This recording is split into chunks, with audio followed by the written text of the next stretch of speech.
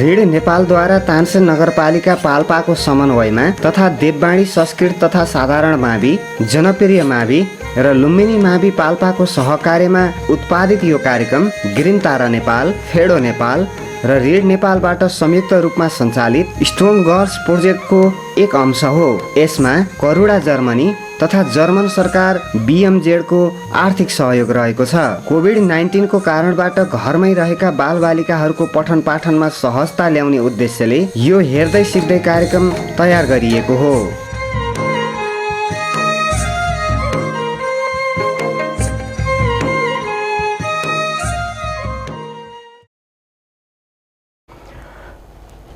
Namaste, my dear students.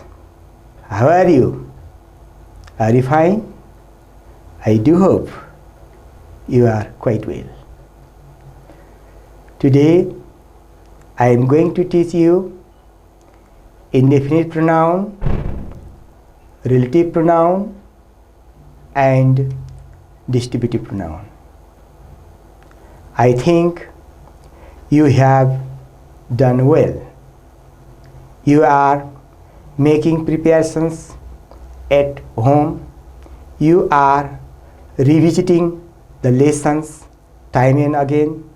I request you to go on revisiting the text and different exercises. My dear students, now let's talk about indefinite pronouns. The first and foremost, I have given some examples. Look at the examples, analyze the examples, and generalize the rules yourself. Look at the following sentences. Somebody is standing there. In this sentence, somebody is an indefinite pronoun because somebody doesn't indicate to a particular person. That's why somebody is an indefinite pronoun. Now let's talk about next sentence. Nobody lives in that house. Here, nobody is an indefinite pronoun. Who lives in that house? Nobody. Nobody doesn't denote to a particular person. It is not specific. It is just general. So, nobody is an indefinite pronoun. All are doing their work now. In this sentence, pronoun all is an indefinite pronoun because we don't know whom does the indefinite pronoun all refer to. Now let's talk about next sentence. None of Ram's sons are at home. In this sentence, none is an indefinite pronoun because none doesn't specify the particular person. Now let's talk about the last sentence. One must keep one's promises. In this sentence, we see the use of one. One is an indefinite pronoun because one refers to everyone here. Everyone means who? It is not specific. It is just general. That's why we say one is an indefinite pronoun. In these examples, we see the indefinite pronouns somebody, nobody, all, none, one. They are indefinite pronouns because they don't indicate to the particular person, that is just general.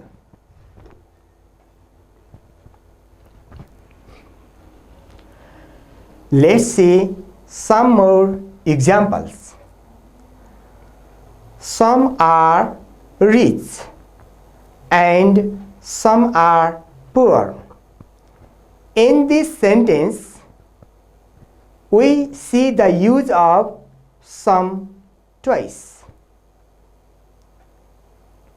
The use of some is the use of an indefinite pronoun. Some doesn't indicate to the particular person. So here some is also an indefinite pronoun. Many of our people are uneducated. In this sentence, many is an indefinite pronoun because it doesn't specify the person and the number also. So it is an indefinite pronoun. Everybody needs food. In this sentence, we see the use of everybody. Everybody is an indefinite pronoun because it says generally about the person, not specifically. Few are lucky. Even in this sentence, we see the use of an indefinite pronoun. The indefinite pronoun used in this sentence is few because it also doesn't specify. Now, my dear students, now guess what is your definition about indefinite pronoun. Now, this is the time for your guessing. Perhaps you have guessed well.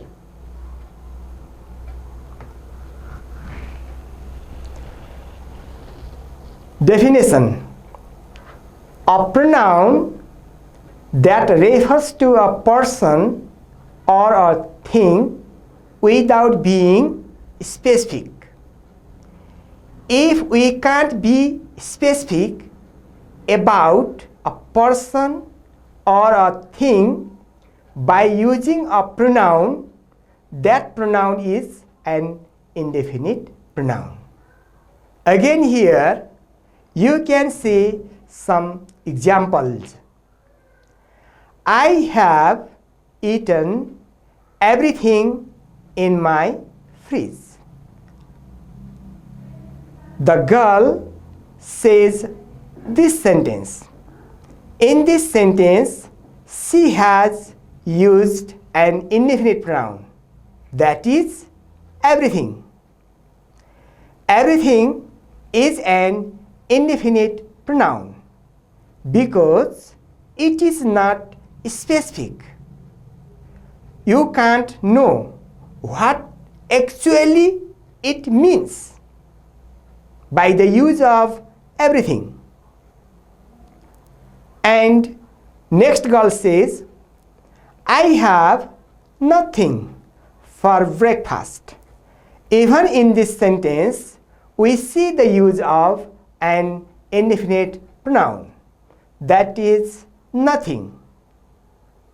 Here, the indefinite pronoun nothing isn't specific, so it is an indefinite pronoun. Now, let's go towards next example. I need to find something.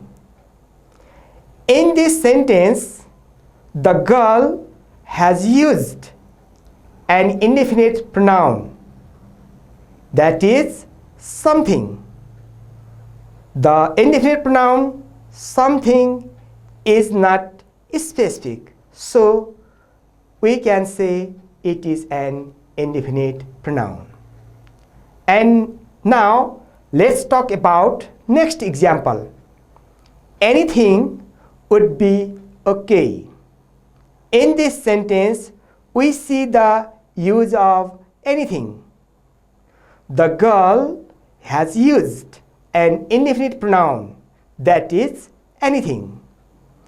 Anything doesn't specify, so it can be categorized as an indefinite pronoun. Now, let's talk about distributive pronouns. Here, I have presented some examples of distributive pronouns. You are requested to watch the sentences, analyze the sentences, and generalize the rules. Look at the sentences. Dasrath had 4 sons. Each was dear to him. Here we see the use of each. Each means every. Here, each son was loving to him. He had 4 sons, and he has taken single son, and he said all were dear to him, but at a time he took one. That's why he used the pronoun each. So, if the speaker takes one at a time, it is a distributive pronoun. Each was dear to him means each was loving to him. And next, either of the rooms is good looking. Here, the use of either is the use of a distributive pronoun. Here, the speaker has talked about the rooms, and he takes the rooms one by one and says either of the rooms is good looking. There are many rooms, but the speaker takes one room at a time. So, he says either of the rooms is good looking. Neither of these pens writes well. In this sentence, we see the use of neither. It is a distributive pronoun. The speaker talks about pens. There are more than one pens. He takes the pen one by one, and he says that neither of these pens writes well. Here, distributive pronoun is neither. Distributive pronouns. Each means every, one at a time.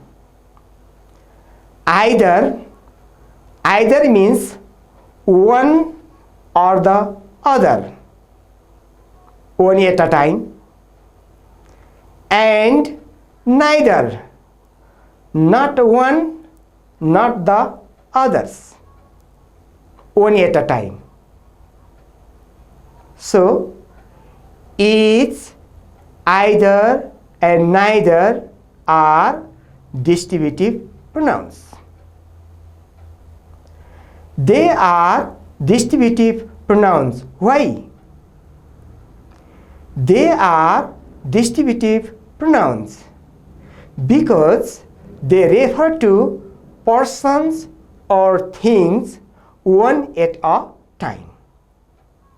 If the speaker refers to person or things one at a time, at that time he uses distributive pronoun. Here, each, either, and neither are distributive pronoun. Each, either, and neither take singular verb because they refer to persons or things one at a time. Now, let's talk about relative pronouns. Read the following sentences. This is the man who walks here. In this sentence, we see the use of one relative pronoun, that is who. Who is a relative pronoun here because who relates to the noun the man. Here, who refers to the man. Who shows the relation. That's why who is known as a relative pronoun. Before joining two sentences, there were two sentences. What were they? This is the man, full stop. He walks here. In these sentences, we see the repetition of the man in the place of subject. If the person is repeated in the place of subject, we use the relative pronoun who. This is the man, full stop. He walks here. Here, we have replaced he by using who. So, who is a relative pronoun. Relative pronoun joins two sentences or two clauses. Now, let's go to the next example. Give me the letter which came today. In this sentence, we see the use of which. It is a relative pronoun because which relates to the letter. In other words, which means the letter. At first, there were two sentences. Give me the letter, full stop. It came today. When we join two sentences, the sentence reads like this. Give me the letter which came today. Here, we have used which in place of repeated object. If there is the repetition of object, we use which. Give me the letter object. It came today, it object. So, to replace the repeated object, we have used which. Here is the here is the book that you lent me. In this sentence, we see the use of that. In this sentence, that is a relative pronoun, because the relative pronoun that refers back to the object, the book. At first, there were two sentences. What were they? Here is the book, full stop. You lent me the book, or it. In place of the book or it, we have used that. Here, we can conclude that if there is the repetition of object, we use the relative pronoun that.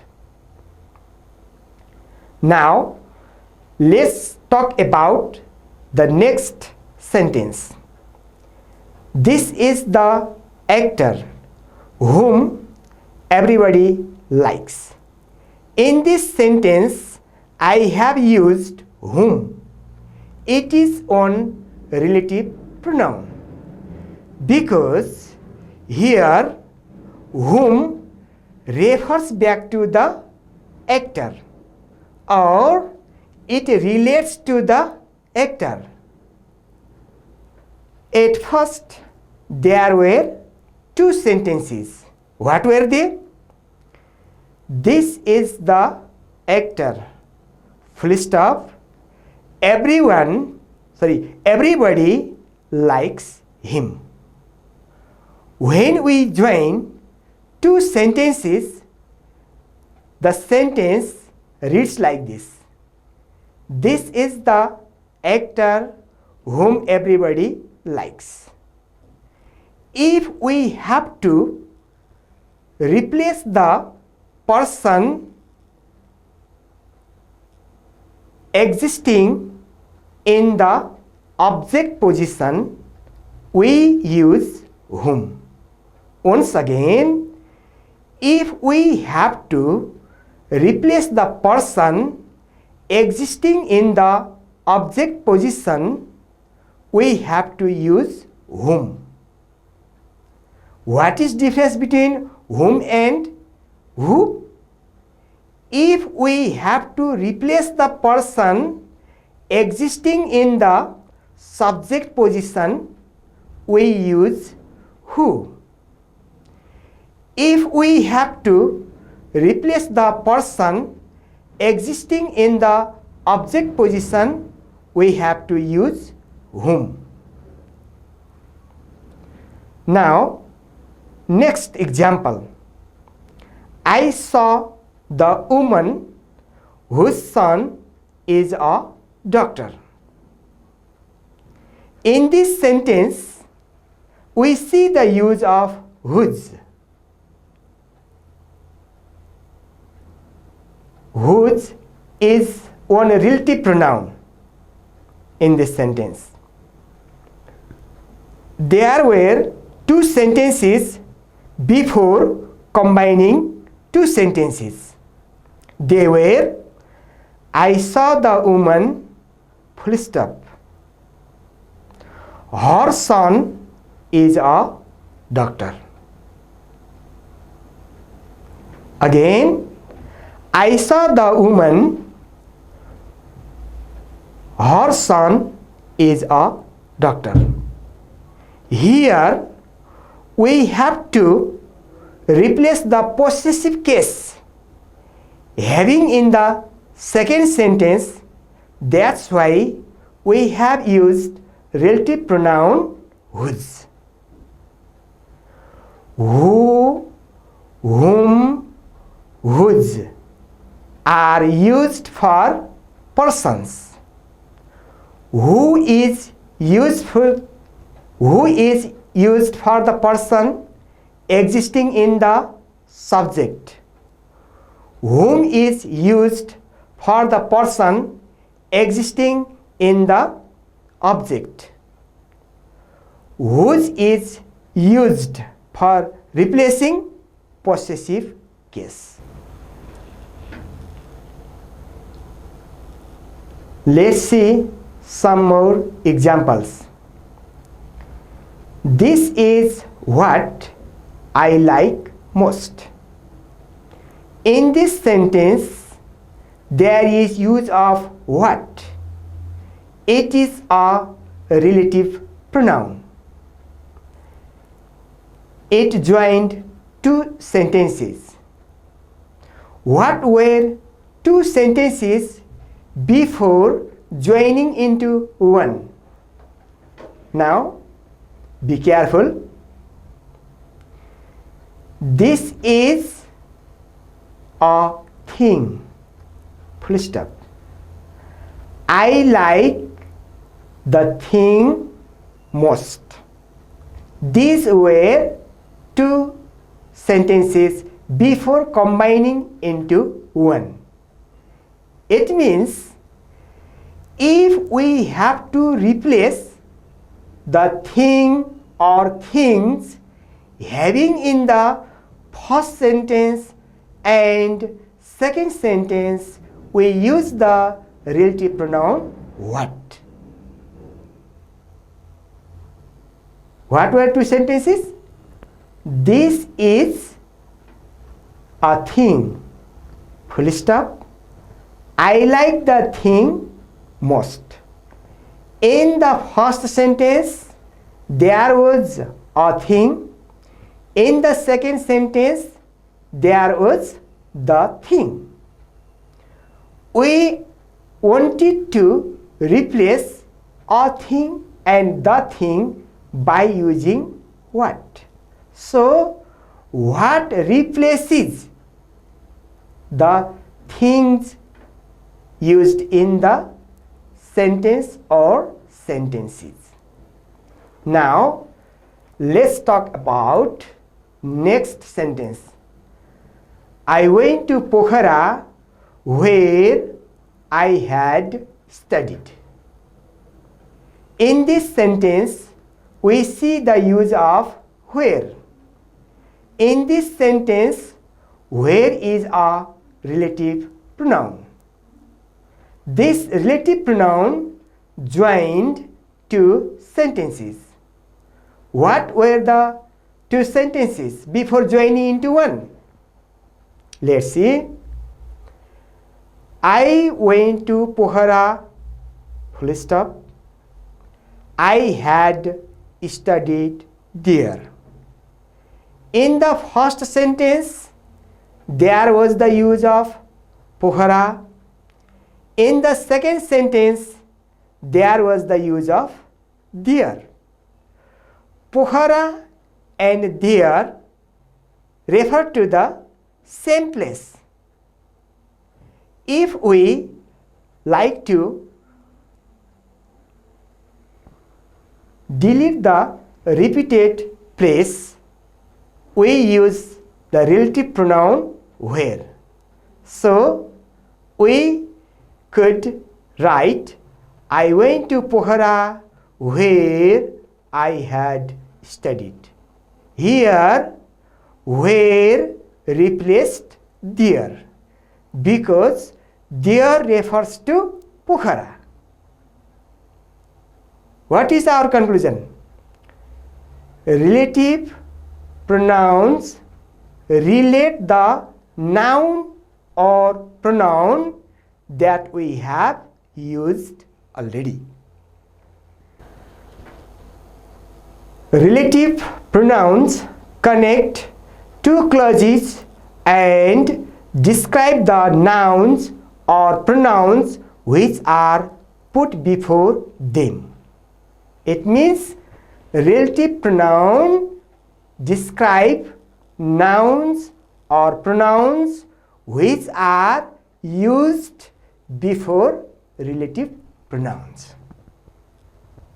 Dear students, Today I taught you the pronouns, indefinite pronouns, distributive pronouns and relative pronouns. This much for today. Thank you. See you again.